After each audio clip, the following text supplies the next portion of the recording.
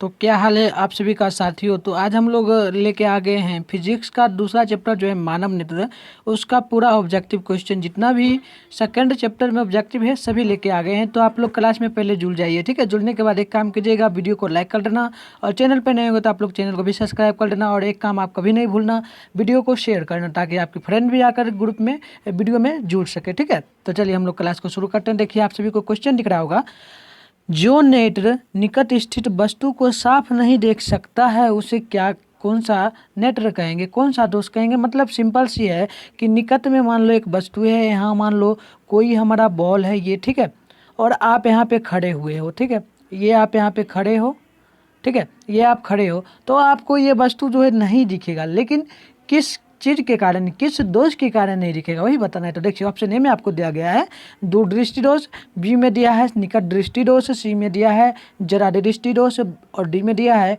वर्णाधता दृष्टि दोष।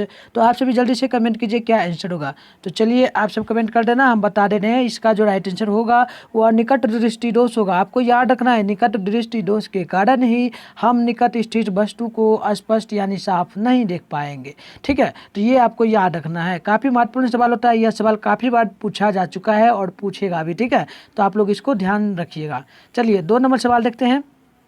2 नंबर सवाल है, चंद्रमा पर खड़े अंतरिक्ष यात्री को आकाश कैसा प्रतीत होगा। आई मीन चंद्रमा पर जब आप मान लो जाओगे, ठीक है, मान लो आप अंतरिक्ष हो, आप चंद्रमा पर चल गए हो, आप वहाँ पे आप स्थित हो, खड़े हो, ठीक है, अब वहाँ से आप पृथ्वी को देखोगे, ठीक है, ये हमारा पृथ्वी है, वहाँ से आप पृथ्वी को देखोगे, ठीक है, इस प्रकार से देख रहे हो तो आपको ये कैसा दिखेगा पृथ्वी, ठीक है। चंद्रमा से पर से जब कोई व्यक्ति यानी मान लो कोई अंतरिक्ष यात्री है वो देख रहा है पृथ्वी को तो कैसा प्रतीत होगा, तो वही बताना है आपको। तो देखिए ऑप्शन ए में आपको दिया जाएगा नीला, बी में देगा उजला और सी में देगा आपको लाल और डी में दिया जाएगा काला। तो आपको कंफ्यूज नहीं होना है, आपको हमेशा याद रखना है यह हमेशा काला दिखाई देगा, ठीक है, काला आपको हमेशा याद रखना है, क्योंकि बहुत सारे स्टूडेंट नीला दिखाई देता है, ऐसा देखते हैं। नीला कब दिखाई देता है, जब आप लोग अंतरिक्ष में रहोगे, लेकिन यहाँ पूछा जा रहा है चंद्रमा पर से खड़े होकर, ठीक है, तो चंद्रमा पर से देखोगे तो काला दिखाई देगा।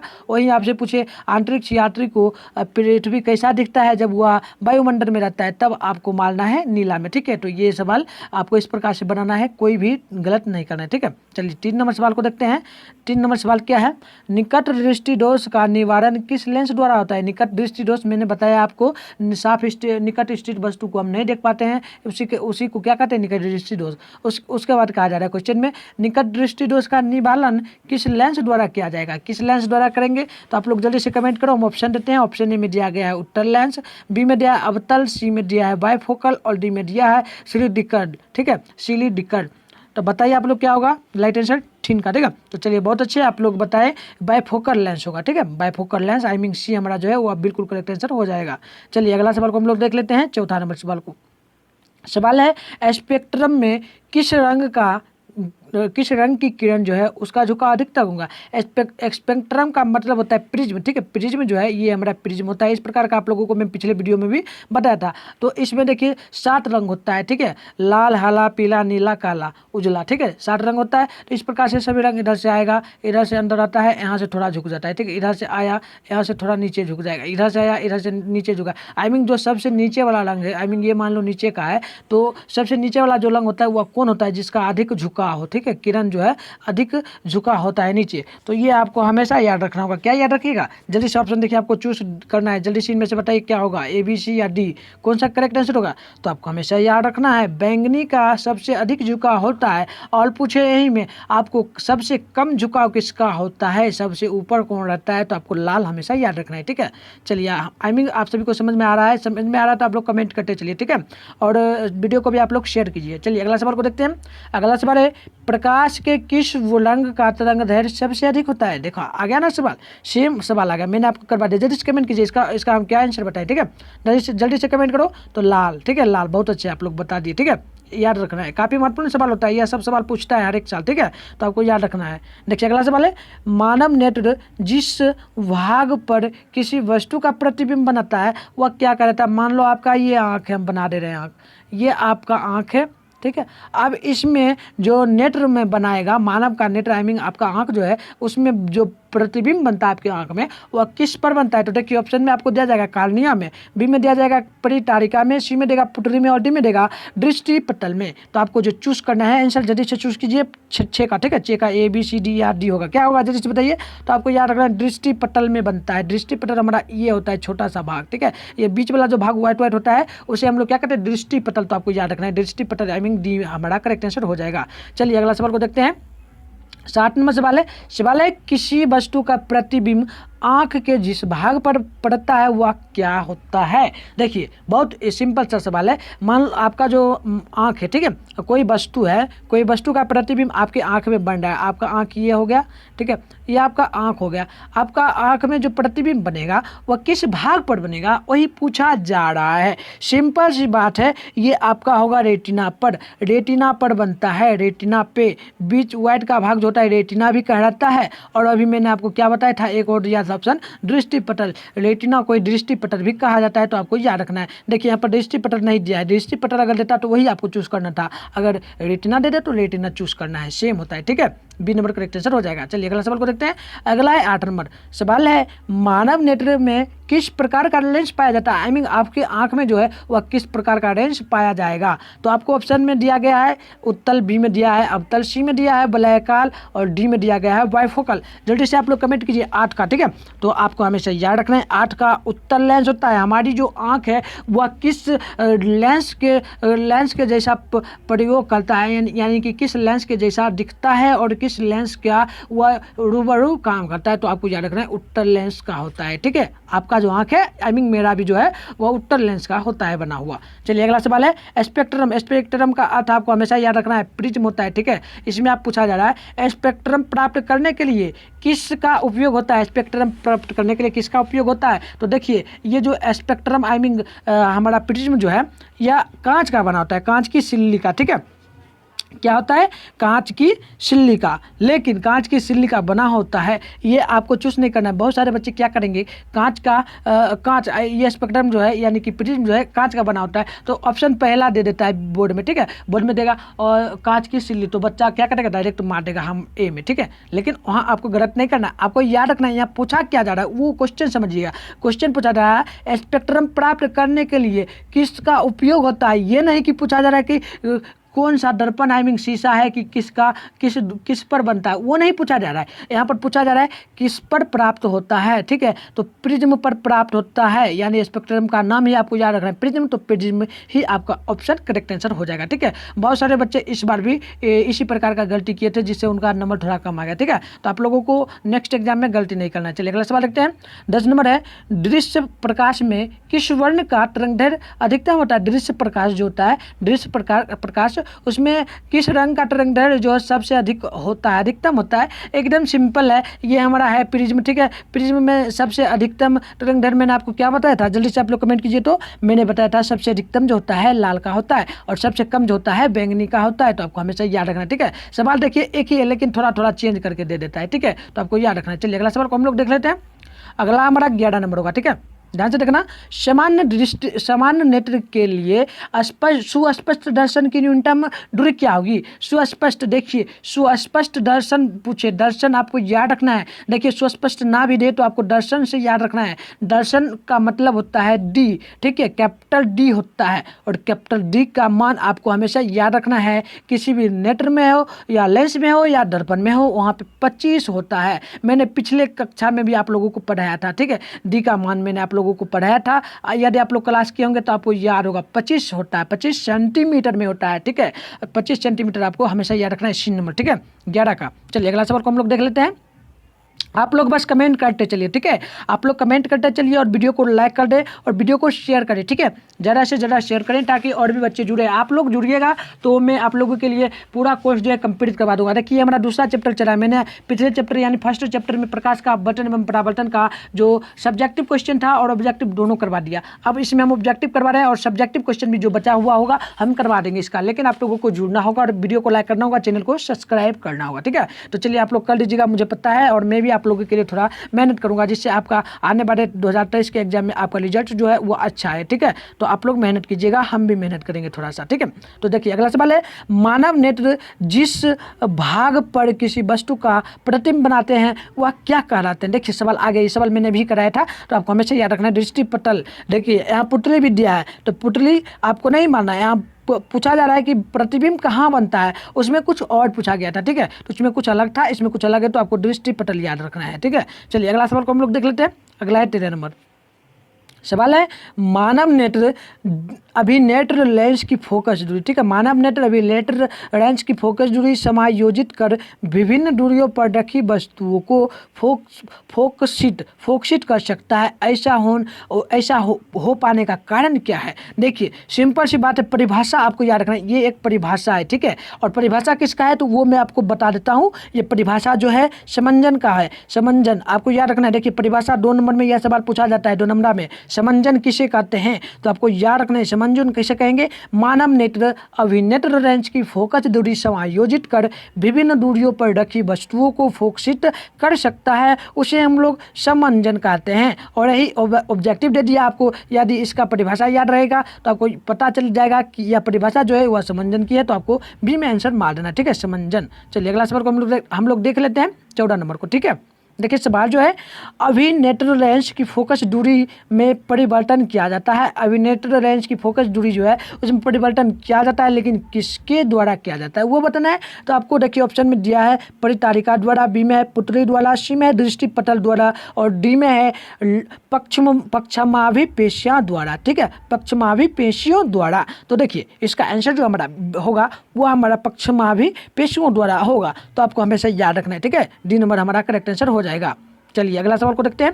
अगला सवाल है हमारा 15 नंबर, ठीक है। सवाल है, एक स्वस्थ आंख के लिए न्यूनतम दूरी जो है वह कितना होना चाहिए, यानी आपका स्वस्थ आंख है तो उसके लिए कितना सेंटीमीटर दूरी होना चाहिए, ठीक है। तो आपको हमेशा याद रखना होगा, क्या जल्दी से कमेंट कीजिए। तो आपको हमेशा याद रखना है, देखिए हम बता दे रहे हैं ऑप्शन हमारा ए भी गलत होगा, बी भी गलत होगा, सी भी गलत होगा, डी जो है वो हमारा बिल्कुल करेक्ट होगा। अनंत से हमारा आंख जो है 25 सेंटीमीटर होना चाहिए, ठीक है। अनंत से यानी कि अनंत से आप लोग देखोगे, ठीक है, अनंत से आप लोग देखोगे वस्तु को, तो वह हमें 25 सेंटीमीटर दूरी तक दिखना चाहिए, ठीक है। तो वही हमारा स्वस्थ आंख के लिए होता है, ठीक है। चलिए अगला सवाल को देखते हैं। अगला हमारा है 16 नंबर सवाल। देखिए ध्यान से आप लोग, सवाल है, किस दृष्टि दोष को अवतल और उत्तल दोनों लेंसों से बने द्विफोक्सी लेंस द्वारा संशोधित किया जा सकता है। तो यह किसके द्वारा किया जाएगा, तो देखिए आपका ऑप्शन में दिया है, ए में निकट दृष्टि दोष में, बी में दिया है दीर्घ दृष्टि दोष में, सी में दिया है जरा दृष्टि दोष में, और डी में दिया है मोतियाबिंद, ठीक है। तो चलिए ऑप्शन आप लोग चूज कीजिए 16 का, ठीक है। 16 का आपको याद रखना है जरा दृष्टि दोष, और ये भी आपको याद रखना है, ये परिभाषा जो है या जरा दृष्टि दोष का परिभाषा है, तो आपको परिभाषा भी याद रखना है 2 नंबर के लिए, और आपको परिभाषा याद रहेगा तो आपको जरा दृष्टि दोष भी याद रहेगा, ठीक है। तो याद कर लीजिएगा आप लोग, ठीक है। स्क्रीनशॉट मार लीजिए। आप लोगों को पीडीएफ चाहिए तो पीडीएफ भी मिलेगा, मैंने सभी पीडीएफ आपको देता हूं, ठीक है। मैं आप लोग जाइएगा वीडियो के डिस्क्रिप्शन बॉक्स में, वहां पर आपको पीडीएफ भी मिलेगा, व्हाट्सएप ग्रुप का लिंक मिलेगा, साथ में टेलीग्राम ग्रुप का लिंक भी मिलेगा, तो आप लोग ज्वाइन हो जाना, ठीक है। तो चलिए अगला सवाल है, कैमरे की तरह नेत्र में प्रवेश करते प्रकाश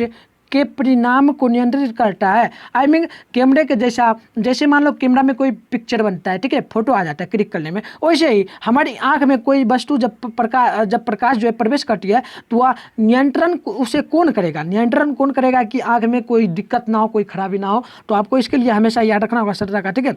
17 का आपको हमेशा याद रखना होगा, आइरिस जो है वह नियंत्रित करता है प्रकाश को आंख में प्रवेश करने से, ठीक है। चलिए अगला सवाल को देखते हैं 18 नंबर सवाल है, मानव नेत्र में प्रकाश किस रास्ते से प्रवेश करती है। आई मीन आपके आंख में प्रकाश जो है प्रकाश यानी किरण जो है किसके द्वारा अंदर घुसती है, कार्निया की द्वारा या लेंस की द्वारा या पुतली के द्वारा या आइरिस के द्वारा। तो आप लोग जल्दी से कमेंट कीजिए 18 का, ठीक है। तो आपको हमेशा याद रखना है पुतली के द्वारा ही प्रवेश करती है आंख में, ठीक है, प्रकाश। सी नंबर करेक्ट आंसर हो जाएगा हमारा। चलिए अगला सवाल को देखेंगे, आकाश का रंग नीला होने का कारण क्या है। आकाश का रंग जो है नीला होने का कारण क्या है, तो मैंने आपको पिछले कक्षा में पढ़ाया था, फर्स्ट चैप्टर में, ठीक है, फर्स्ट यूनिट में पढ़ाया था। तो क्या पढ़ाया था, जल्दी से आप लोग कमेंट करो। देखिए ऑप्शन आपको दिया गया है, जल्दी से आप लोग बताइए। 19 का, ठीक है। तो आपको सही, बहुत अच्छा, आप लोग बहुत अच्छे बताए। परिकिरणन के कारण आकाश का रंग नीला दिखाई देता है, ठीक है। चलिए अगला सवाल लिखते हैं। अगला है हमारा 20 नंबर।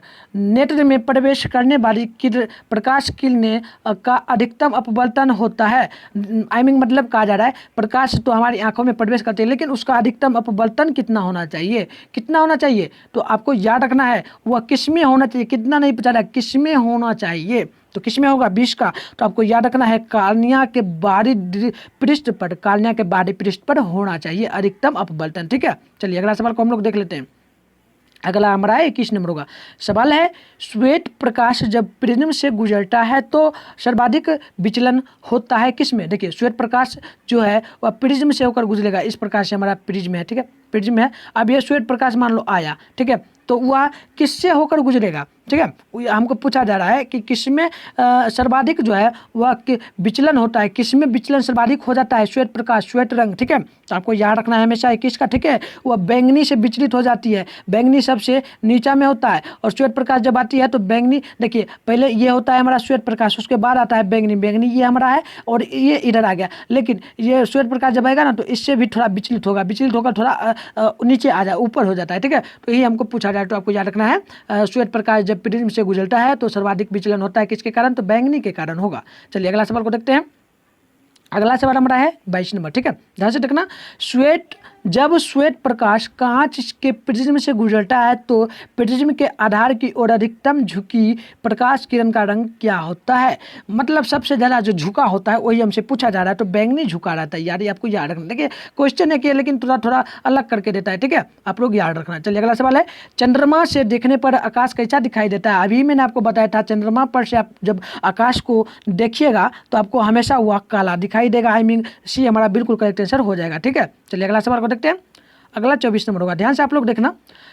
प्रकाश के किन रंगों में परिकिरणन सबसे कम होता है। प्रकाश का जो है रंग जो होता है 60 रंग होता है प्रकाश का, तो उसमें सबसे कम जो परिकिरणन होता है वह किस में होता है। तो ऑप्शन आपको दिया गया है बैंगनी में, बी में दिया है नीले में, सी में दिया है पीले में, डी में दिया है लाल में। तो जल्दी से आप लोग कमेंट कीजिए, तो 24 का क्या आंसर हो जाएगा, ए होगा या बी होगा या सी होगा या डी होगा, जल्दी से आप लोग बताइए 24 का, ठीक है। तो चलिए आप बहुत अच्छे, लाल का अधिक होता है, ठीक है, लाल का अधिकतम कम होता है परिकिरणन, वहीं सबसे अधिकतम पूछे तो आपको याद रखना है बैंगनी का सबसे अधिकतम होता है, लेकिन क्या होता है परिकिरणन अधिक होता है, तो आपको याद रखना है, ठीक है। चलिए अगला सवाल को देखते हैं।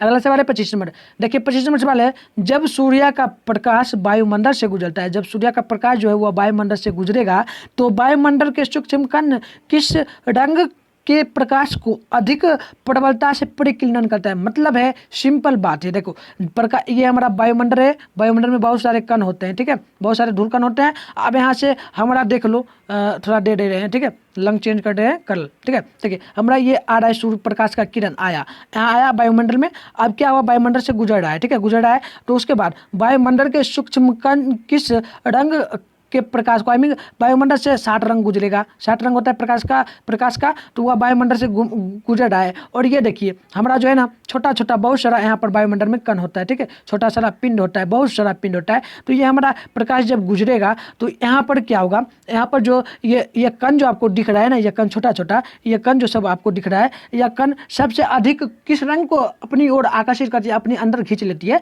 तो वो आपको बताना है। तो वो आपको हमेशा याद रखना होगा। क्या याद रखना होगा, तो हम बता दे रहे हैं, पहले तो जान लो वो सबसे अधिक जो गुजरेगा, पहले ऑप्शन देख लेते हैं, ठीक है, वो गुजरेगा जो हम पहले ऑप्शन देख लेते हैं। ऑप्शन ए हमारा नहीं होगा, बी नहीं होगा, सी नहीं होगा, डी होगा। नीला जो है नीला को सबसे ज़्यादा अवशोषित कर लेती है, ठीक है, नीला को आपको याद रखना है, ठीक है। चलिए अगला सवाल को देखते हैं। अगला सवाल है आकाश का नीला रंग होने किस परिघटना के कारण है, ठीक है। आकाश का रंग जो है नीला दिखता है, हमको पता है, लेकिन किस परिघटना का परिणाम है वो हमको बताना है। तो ऑप्शन ए में दिया अपवर्तन, बी में दिया परिकिरणन, सी में दिया परावर्तन, डी में दिया है इनमें से कोई नहीं। तो आपको ऑप्शन चूज करना है, जल्दी से ऑप्शन चूज कीजिए, ए बी सी या डी होगा, ठीक है। तो आपको याद रखना है परिकिरणन के कारण प्रकाश का रंग जो आकाश का रंग जो है वह नीला दिखने का परिणाम होता है, ठीक है। अगला सवाल को देखिए, सवाल है हमारा 27 नंबर, ध्यान से देखना आप लोग। मानव नेत्र में किस प्रकार का लेंस पाया जाता है। मैंने आपको बताया मानव नेत्र में उत्तल लेंस पाया जाता है। क्या पाया जाता है, उत्तल लेंस, आपको हमेशा याद रखना है, ठीक है। चलिए अगला सवाल को देखते हैं। अगला सवाल हमारा होगा 28 नंबर, ध्यान से देखना आप लोग, ध्यान से देखिएगा।